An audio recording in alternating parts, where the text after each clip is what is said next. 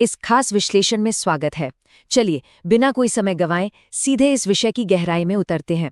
सोचिए, हमारी संस्कृति का सबसे अहम हिस्सा, एक ऐसी चीज जिसे हम पीढ़ियों से संजोते आए हैं, अचानक से देश के लिए एक आर्थिक चुनौती बन जाए।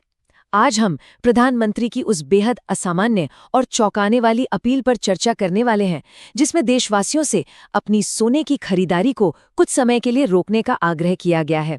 आखिर ये नौबत क्यों आई?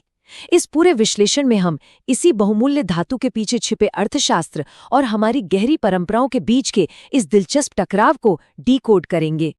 हाल ही में एक बहुत ही बड़ा और हैरान करने वाला बयान सामने आया। प्रधानमंत्री ने सीधे तौर पर ये अपील की है कि चाहे घर में शादी हो या कोई भी अन्य कार्यक्रम, कृपया 1 साल के लिए सोना खरीदने की योजना को टाल दें। इसके पीछे मिडिल ईस्ट के संकट का हवाला दिया गया और ये साफ किया गया कि देश की विदेशी मुद्रा को बचाना इस वक्त सबसे ज्यादा जरूरी है। मतलब भारत की सबसे गहराई से जुड़ी परंपराओं में से एक पर सीधा ब्रेक लगाने की बात कही गई है। अब जाहिर सी बात है, दिमाग में तुरंत ये सवाल आता है कि आखिर ऐसा क्यों? देश को सोने की खरीदारी रोकने की जरूरत क्यों पड़ गई? इस क्यों का जवाब उस हैरान करने वाली सच्चाई में छिपा है कि भारत अपना सोना कैसे हासिल करता है और उस पूरी प्रक्रिया में देश की अर्थव्यवस्था पर कितना भारी वित्तीय बोझ पड़ता है। तो सबसे पहले इसी बात को समझते हैं कि जिस सोने की हम इतनी दीवानगी रखते हैं वो भारत में आता कहाँ से है। सच्चाई तो ये है कि देश में सोने का अपना उत्पादन ना के बराबर है, इसलिए अपनी जरूरत का लगभग पूरा सोना विदेशों से आयात करना पड़ता है। जरा सोचिए, हमारे देश में बिकने वाले सोने का करीब 40% हिस्सा तो सीधे स्विट्जरलैंड से आता है। इसके अलावा हांगकांग, यूएई, दक्षिण अफ्रीका और पेरू जैसे देशों से भी आयात होता है। इसका सीधा सा मतलब ये है कि हमारी घरेलू संपत्ति का एक बहुत बड़ा हिस्सा इस धातु के बदले लगातार विदेशों में बह रहा है। ये विदेशी निर्भरता कितनी भारी है, इसका अंदाजा इस एक आंकड़े से लगाया जा सकता है। वर्ल्ड गोल्ड काउंसिल की रिपोर्ट बताती है कि भारतीय हर एक दिन, जी हाँ, हर दिन औसतन 2.2 टन सोना खरीदते हैं। ये कोई सालाना आंकड़ा नहीं है, ये हमारी रोज की खपत है। और अगर उस 2.2 टन को रुपयों में बदला जाए तो गणित और भी चौंकाने वाला हो जाता है। इस पीली धातु की कभी न खत्म होने वाली मांग को पूरा करने के लिए रोजाना 2000 करोड़ से लेकर 2200 करोड़ रुपए तक हमारी घरेलू अर्थव्यवस्था से बाहर जा रहे हैं। बिल्कुल हर रोज। यही वो विशाल विदेशी मुद्रा का रिसाव है जिसे रोकने की ये सख्त अपील की गई है। अब इस कहानी का दूसरा और सबसे दिलचस्प पहलू देखते हैं। वो है भारतीय मांग का वो विशाल स्तर जिसकी कल्पना करना भी मुश्किल है। आखिर ये सारा सोना जा कहाँ रहा है? यहाँ एक बेहद दिलचस्प बात सामने आती है।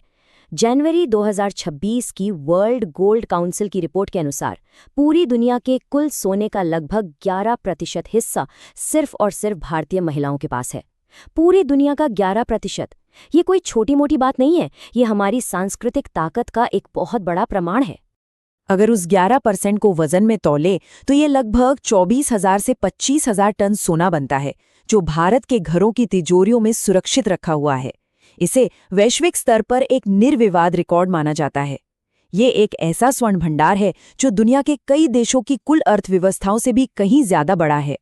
लेकिन क्या ये सारा सोना पूरे देश में बराबर बटा हुआ है? बिल्कुल नहीं। दक्षिण भारत का स्वर्ण भंडार इस मामले में एक अलग ही कहानी बयां करता है। दक्षिण भारत में सोने को एक पवित्र धरोहर माना जाता है। आपको जानकर हैरानी होगी कि भारत के कुल स्वर्ण भंडार का लगभग 40% हिस्सा अकेले दक्षिण भारत के राज्यों में मौजूद है। और अगर सिर्फ तमिलनाडु की बात करें तो अनुमान है कि देश का लगभग 28% सोना अकेले इसी राज्य के पास है।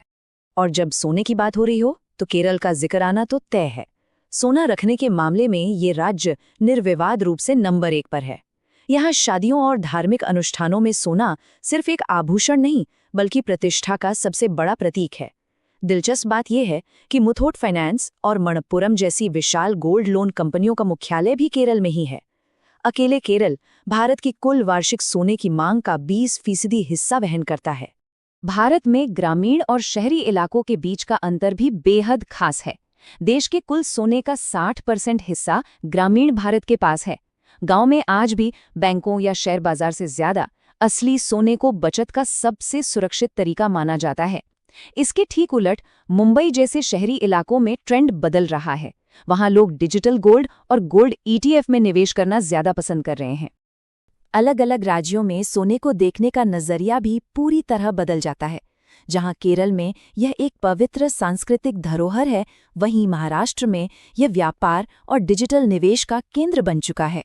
दूसरी ओर गुजरात की बात करें तो वहां सोने को एक ऐसी तरल संपत्ति या लिक्विड एसेट माना जाता है जिसे व्यापार की जरूरतों के लिए कभी भी इस्तेमाल किया जा सके। अब इन घरेलू तिजोरियों की असली ताकत को समझने के लिए इनकी तुलना वैश्विक आर्थिक महाशक्तियों के आधिकारिक रिजर्व से करते हैं। दुनिया में आधिकारिक गोल्ड रिजर्व के मामले में अमेरिका सबसे आगे है, जिसके पास करीब 8,133 टन सोना है। दूसरे नंबर पर जर्मनी है, जिसके पास लगभग 3,351 टन है। लेकिन जरा सोचिए, इन दोनों देशों के आधिकारिक रिजर्व को मिला भी दें तो भी ये भारतीय घरों में अनौपचारिक रूप से रखे गए 24,000 टन से ज्यादा सोने के सामने बिल्कुल बौने नजर आते हैं। ये सच में अकल्पनीय है। तो कुल मिलाकर लगातार बढ़ती कीमतों की वजह से सोना अब सिर्फ परंपरा और संस्कृति का हिस्सा नहीं रह गया है। ये लाखों भारतीय परिवारों के लिए एक बहुत बड़ी वित्तीय संपत्ति और निवेश का मुख्य साधन बन चुका है। लोगों ने इसे एक ठोस सुरक्षा कवच के रूप में अपना लिया है। और इसी के साथ इस पूरे विश्लेषण के अंत में एक बहुत ही बड़ा सवाल खड़ा होता है। क्या विदेशी मुद्रा बचाने की ये आर्थिक अपील उस गहरे सांस्कृतिक जुनून को रोक पाएगी जिसके पास दुनिया की सबसे अमीर सरकारों से भी ज्यादा सोना है? अर्थशास्त्र और सदियों पुरानी परंपरा के बीच इस दिलचस्प टकराव का क्या परिणाम होगा? ये एक ऐसा सवाल है जिस पर हम सबको विचार करना चाहिए। इस विश्लेषण में साथ जुड़ने के लिए धन्यवाद।